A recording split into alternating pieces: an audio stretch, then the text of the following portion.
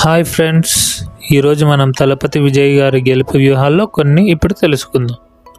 Cinema హీరోగా కోట్లాది అభిమానులను సంపాదించిన తలపతి విజయ్ గారు రాజకీయాల్లో కూడా తనదైన ముద్ర వేయడానికి ప్రత్యేక వ్యూహాన్ని అమలు చేశారు.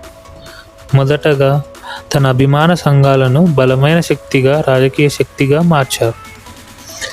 గ్రామస్థాయి నుంచి నగరాల వరకు అభిమానులను ప్రజాసేవ కార్యక్రమాల్లో భాగస్వాములను చేశారు. రెండవది, యువతపై ప్రత్యేక దృష్టి పెట్టారు. సోషల్ మీడియా ద్వారా యువ ఓటర్లతో నేరుగా అనుసంధానం ఏర్పరచుకొని మార్పు కోరుకునే వర్గాలను ఆకర్షించారు.